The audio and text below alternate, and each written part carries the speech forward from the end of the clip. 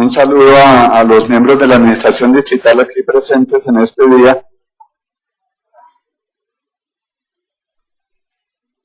El movimiento político Mira, señora presidenta, quiere dejar sentados sus criterios y sus reparos frente al proyecto de acuerdo 119 y de manera específica al texto que fue aprobado en primer debate en la Comisión de Hacienda y Crédito Público. Y hemos mencionado esta presentación con un título quizás algo sugestivo, que dice todos en la cama o todos en el suelo, y que procuraremos explicar el porqué de esta manifestación.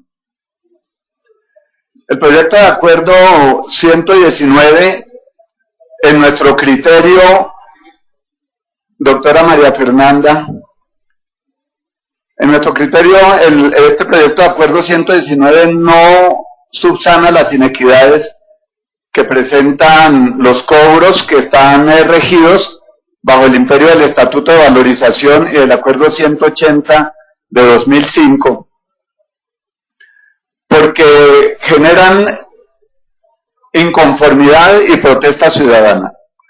Cualquiera que sean las obras que se construyan por el método de valorización bajo el imperio de estas normas, van a generar inconformidad y protesta ciudadana por los altos índices de inequidad que allí se observan. ¿Qué fue lo que generó la inconformidad ciudadana?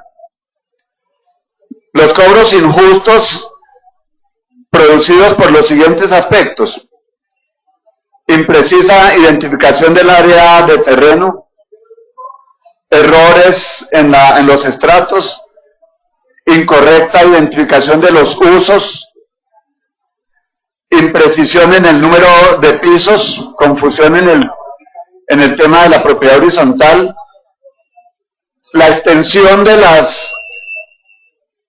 Muchas gracias, señora vicepresidenta, por ese apoyo. Muy a tiempo, además.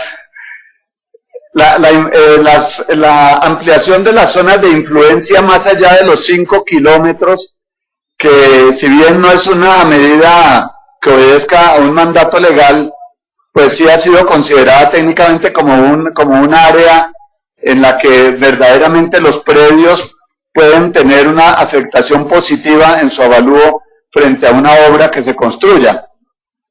Más allá de los 5 kilómetros, normalmente, técnicamente, realmente, el predio no adquiere un mayor valor por esa obra que se construya, repito, más allá de los 5 kilómetros. Por los deficientes estudios de la capacidad de pago, nosotros tuvimos oportunidad de hacer la crítica correspondiente y la denuncia correspondiente en torno a los estudios de capacidad de pago realizados para la asignación de la fase 2, por la inclusión de predios afectados con reserva vial, es decir, propietarios de predios que tienen que pagar la compra de su propio predio, y a nosotros nos parece que esto no tiene ninguna validez técnica en la distribución. Ahora bien, el texto aprobado en primer debate supera dichas inequidades.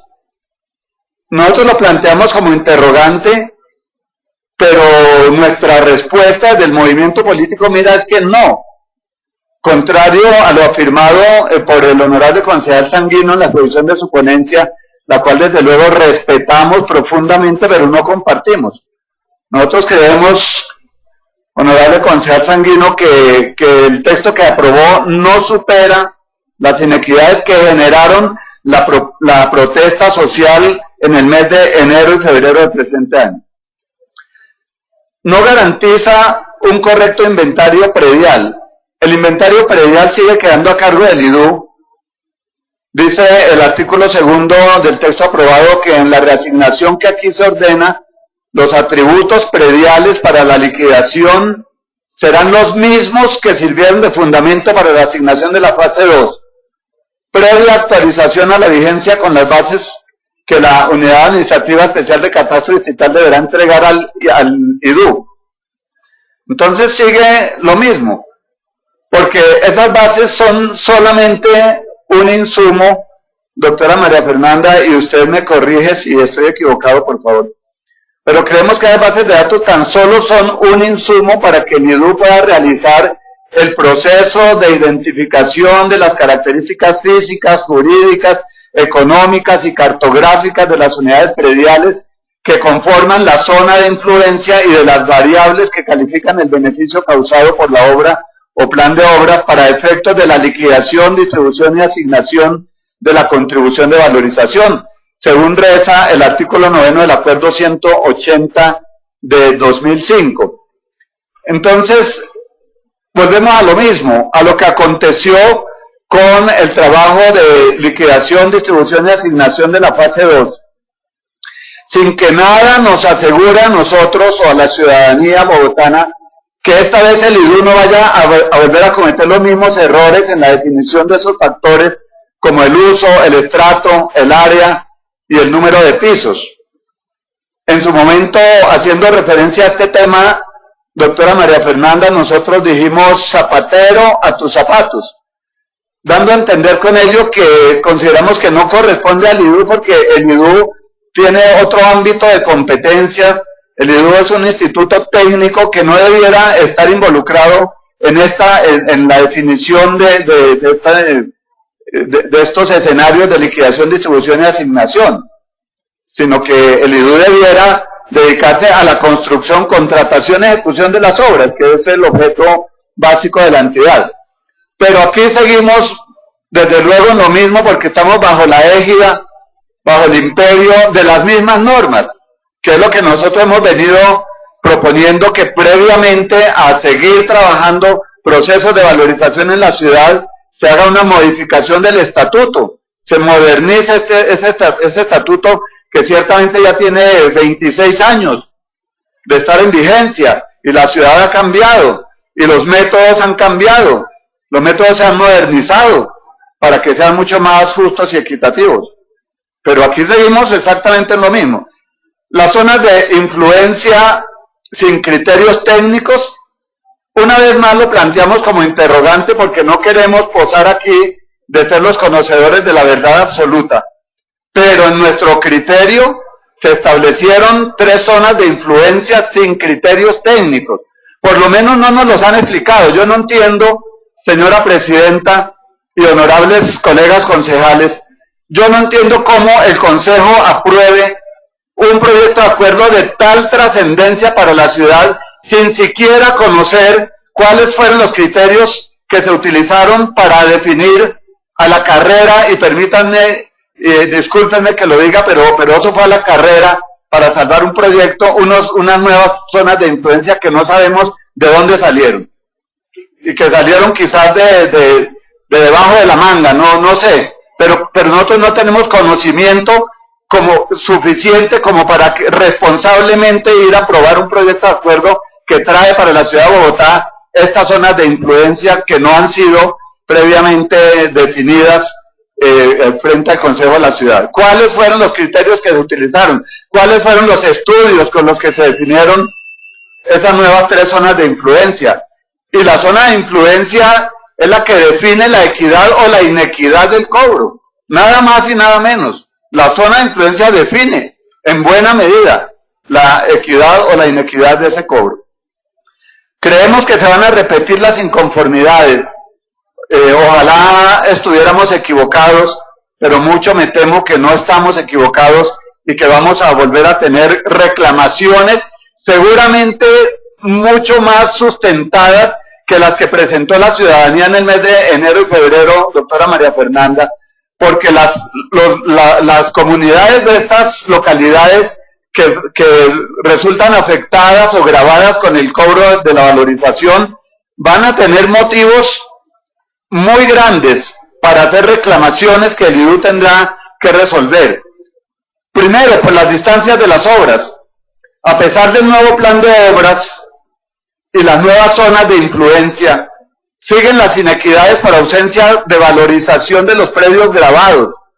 la distancia predio-obra. Tenemos unos ejemplos, quisiéramos haber traído muchos más, pero creemos que son suficientes y además para no abusar del tiempo que nos otorgan en esta intervención. Aquí tenemos, doctora María Fernanda, por ejemplo, un primer caso de predios ubicados en la carrera 159 con calle 132, que corresponde a la zona de influencia número 1, y que van a resultar pagando la obra 141 de la avenida Sirena, que está distante en línea recta 10.75 kilómetros. Aquí tenemos los predios y aquí en la línea roja tenemos la obra. Y hay una distancia de 10.75 kilómetros en línea recta, que creo que es la fórmula euclidiana, si no estoy equivocado, que se utiliza para estos efectos. Entonces nuestra pregunta es, estos predios, que además quedan acá bien distantes, ¿en qué se va a valorizar este predio con esta avenida? ¿En qué se va a valorizar? ¿Cuánto va a aumentar el avalúo de esos predios que están ubicados a casi 11 kilómetros del punto de la obra? Yo quisiera que la administración, ahora que la presidenta anunció que les dará de nuevo el uso de la palabra, nos expliquen esos temas. Tenemos otro ejemplo, un predio ubicado en la calle, o los predios ubicados en este sector de la calle 22D con carreras 85B. Esto corresponde a Fontibón.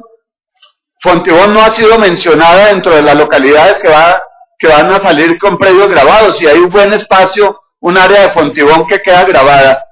Estos predios de la 22D con 85B, que están dentro de la zona de influencia 2, van a pagar la obra 106 de la avenida Colombia, que está distante 7 kilómetros en línea recta. De aquí del punto donde están los predios al punto donde está la obra, 7 kilómetros en línea recta.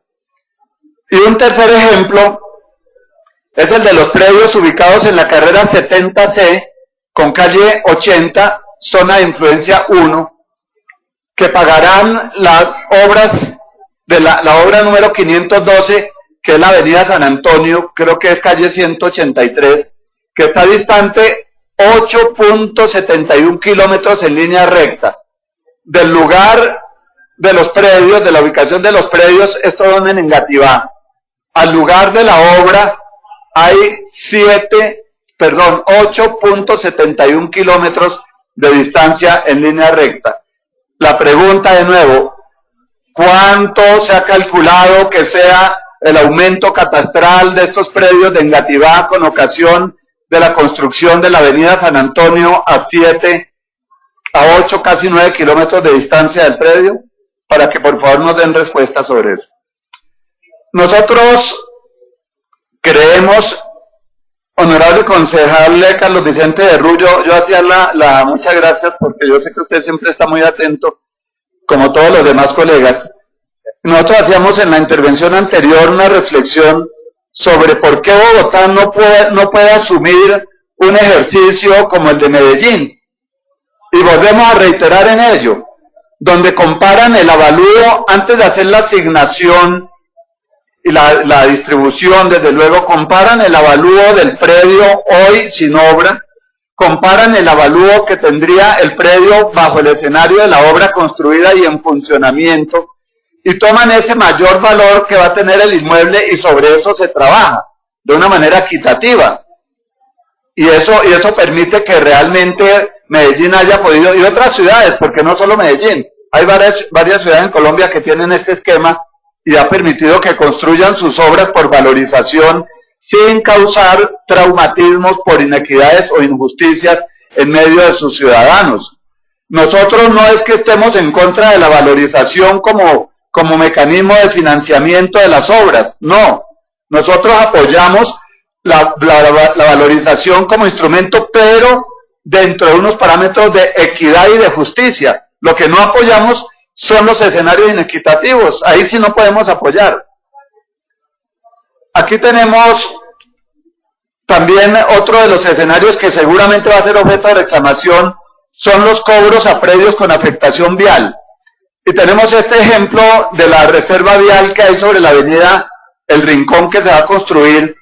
Aquí no se alcanza a apreciar muy bien, pero todos estos predios tendrán que ser comprados para la construcción de la avenida tienen afectación vial y se les va a facturar porque no están excluidos. Y si no están excluidos en la norma, pues el IDU no tiene la potestad para excluirlos. De manera que ahí vamos a tener otro tema de inequidad y de reclamaciones. La garantía de financiación de las obras. Preguntamos, doctor Bonilla, doctora Susana, usted que ahora está encargada de la Secretaría General y debe prestar el apoyo jurídico también tanto al Consejo como a la Administración.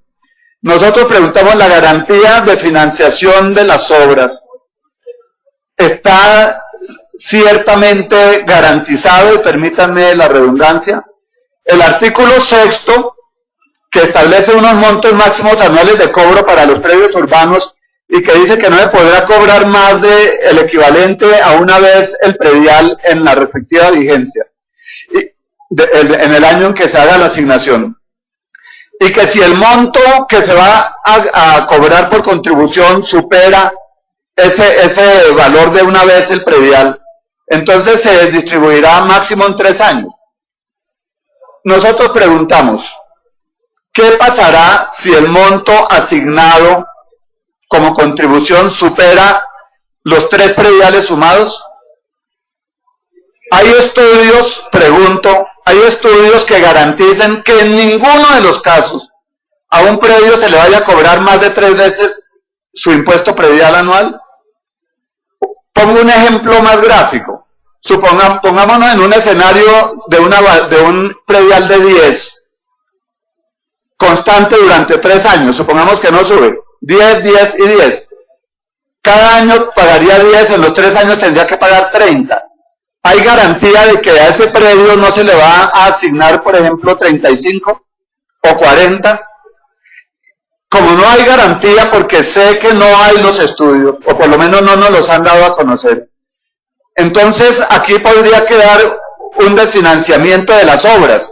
¿Quién va a asumir esa diferencia en el caso hipotético, pero no descabellado o imposible de que se presenten ese tipo de casos? ¿Quién asume la diferencia? Si a ese predio no le puede cobrar, sino durante 3 años consecutivos, el valor correspondiente a su impuesto predial. En las 3 zonas de influencia se excluyen predios de avalúo inferior a 135 salarios mínimos, que son alrededor de 80 millones de pesos al año 2003. Perfecto. Nosotros en su esencia quizás lo compartamos, en su filosofía, pero quiero preguntar a la administración distrital, ¿cuántos predios se van a excluir de estas 3 zonas de influencia? Hicimos la pregunta, no logramos que la administración nos diera la respuesta, creo que no la tienen todavía. ¿Quién asume la contribución que corresponde a estos 3 predios?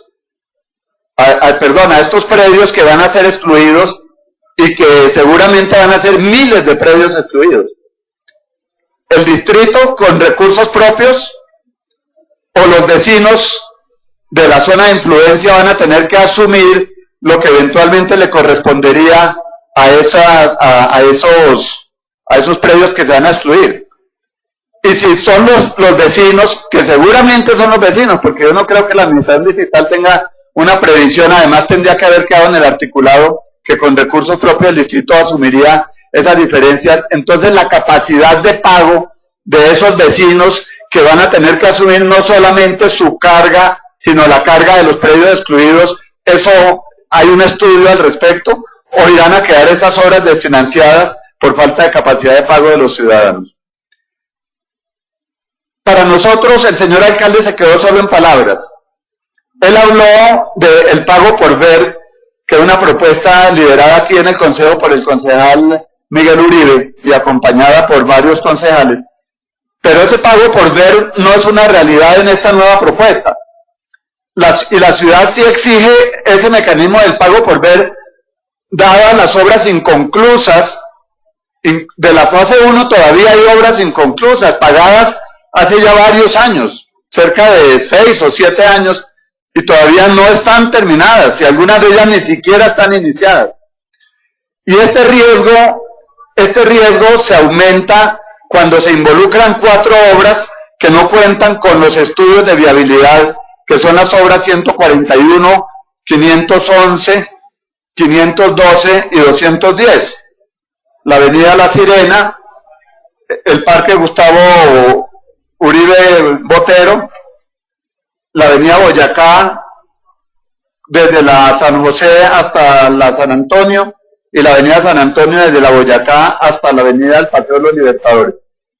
Esas 4 obras no cuentan con estudios de viabilidad, y entonces, ¿no hay acaso riesgo de que resulten inviables? Y si resultan inviables cuando ya han sido cobradas, ¿no volvemos al mismo escenario de que los ciudadanos pagan y después pasan los años sin poder ver las obras? ¿O es que absolutamente estamos seguros de su viabilidad? Y si estamos absolutamente seguros de su viabilidad, entonces mi pregunta es, ¿para qué los estudios de viabilidad? Si se pueden sacar solamente por presunción, creemos que son viables. Aquí hay otro punto que nosotros queremos y solicitamos comedidamente a la administración nos aclaren y le aclaren al Consejo esta situación. El alcalde propuso exonerar del cobro de valorización a unos 400.000 predios de estratos 1, 2 y 3. Preguntamos, de los predios estratos 1, 2 y 3 de las nuevas zonas de influencia, ¿cuántos se van a excluir por su avalúo y cuántos quedarán grabados? Solamente en la localidad de Suba hay 185.000 predios entre estratos 1, 2 y 3, 606 de estrato 1, 88.000 de estrato 2 y 96.000, cerca de 97.000 de estrato 3. Entonces nuestra pregunta es, ¿cuántos de estos inmuebles están por debajo de los 80 millones de pesos o de los 135 salarios mínimos? ¿Todos los 185.000 o solamente una parte de ellos? ¿Cuántos de ellos no quedan excluidos y tienen que pagar valorización y entonces no se cumple el postulado según el cual no se le cobraría a los estratos 1, 2 y 3, que fue la promesa o la propuesta que hizo el alcalde mayor de la ciudad? Para finalizar, señora presidenta, agradeciéndole de antemano la generosidad que ha tenido para conmigo en el uso de la palabra, y de las recomendaciones de la Procuraduría, que el texto aprobado no modifica el método para asignar, no garantiza un correcto inventario predial, no aclara el modo de establecer el grado de beneficio ni los criterios para definir las zonas de influencia, no excluye cobros que son evidentemente injustos, como los que están en inmuebles que están en la reserva vial, no se verificó la existencia de estudios que soporten el impacto y necesidad de las obras, y esto hace parte de las recomendaciones de la Procuraduría General de la Nación. Dejo constancia, señores de los entes de control, dejo constancia, no se verificó la existencia de estudios que soporten el impacto y la necesidad de las obras, de las 11 obras que están aprobando. No se aseguró que el monto de la distribución para cada inmueble corresponda al incremento de su valor como consecuencia de las obras. Dejo constancia de ello. No se aseguró que el monto de la distribución para cada inmueble corresponda al incremento de su valor como consecuencia de las obras, que fue otra de las recomendaciones de la Procuraduría General de la Nación, y por el contrario, y de ello también dejo constancia, que en esta sesión el movimiento político Mira está demostrando que hay obras a una distancia aún superior a los 10 kilómetros y que en consecuencia no tendrán incremento en su valor. Yo pregunto, ¿será que nosotros como servidores públicos podemos desestimar las recomendaciones del principal ente de control de Colombia, Procuraduría General de la Nación, sin siquiera tomarnos la delicadeza de explicar, así sea brevemente, por qué no tenemos en cuenta las recomendaciones? Aquí a mí me parece que el Consejo debe ser responsable frente al requerimiento de la Procuraduría. Aquí no se ha manifestado por qué no se toman en cuenta las recomendaciones de la Procuraduría, salvo una intervención que hizo el honorable concejal Carlos Vicente de Rú, donde dijo, esa recomendación de la Procuraduría tiene muchos elementos legales que no compartimos o que dejan mucho que desear, o en algunos términos parecidos lo planteó el señor concejal Carlos Vicente de Rú. De resto, los ponentes no se manifestaron en absoluto frente al si daban cumplimiento a la recomendación, y si no daban cumplimiento a ella, ¿por qué motivo consideraban que no era necesario dar cumplimiento a la recomendación de la Procuraduría? Los habitantes de las nuevas zonas de influencia van a pagar, y esta es otra perla que yo quiero denunciar en este día.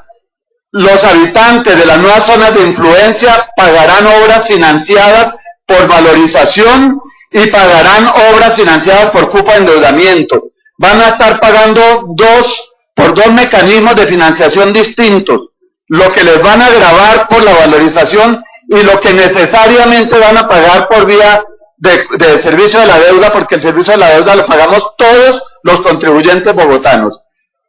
Nosotros creemos, doctor Bonilla, y yo quiero dejar la denuncia pública en este escenario, nosotros creemos que esto rompe el principio de igualdad y de equilibrio frente a las cargas públicas, y que ese rompimiento de igualdad y de equilibrio frente a las cargas públicas perfectamente puede ser demandado por los ciudadanos que se sientan afectados, y seguramente el distrito va a tener que asumir varias demandas por este concepto. Por eso titulamos como titulamos y terminamos como terminamos, o todos en la cama, pagando todos valorización, o pagando todos cupo de endeudamiento, o todos en el suelo, pero no que unos ciudadanos tengan que pagar por doble vía y otros por una sola vía. En esos términos, señora presidenta, el movimiento político Mira deja expresado su concepto respecto de este proyecto de acuerdo que hoy se debatirá en sesión plenaria. Muchas gracias.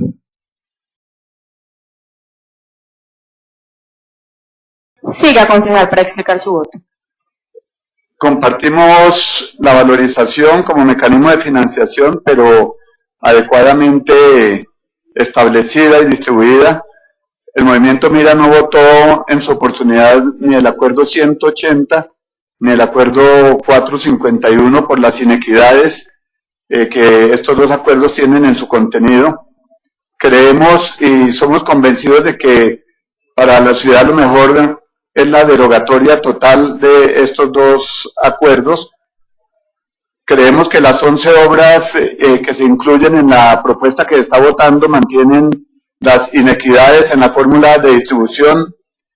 Estimamos que no hay estudios que sustenten los criterios de priorización de estas 11 obras, que no hay estudios suficientes sobre la manera como se establecieron las nuevas zonas de influencia, que no hay estudios de capacidad de pago de estos ciudadanos, que no hay estudios acerca de la viabilidad financiera de las obras en el escenario de nuevas zonas de influencia con una disminución del universo de contribuyentes, que no se nos dio respuesta completa y satisfactoria a nuestra pregunta en torno a si estaba totalmente financiada estas obras. Se nos dice que aquí está lo de los predios residenciales, pero no conocemos el dato de los predios no residenciales para poder establecer la verdadera financiación de las obras. Consideramos que hay rompimiento del equilibrio frente a las cargas públicas y además porque esta valorización que se está votando en el día de hoy va a afectar a 117.500 predios de estratos 1, 2 y 3, lo cual es contrario a lo que el señor alcalde mayor de la ciudad ha manifestado vehementemente, diciendo que no le va a cobrar valorización a estos estratos. Nosotros lamentamos, si el proyecto sale aprobado, pues desde luego respetaremos el criterio mayoritario, pero lamentaremos mucho por la ciudad. El voto mío, señora presidenta, es sí a la ponencia negativa.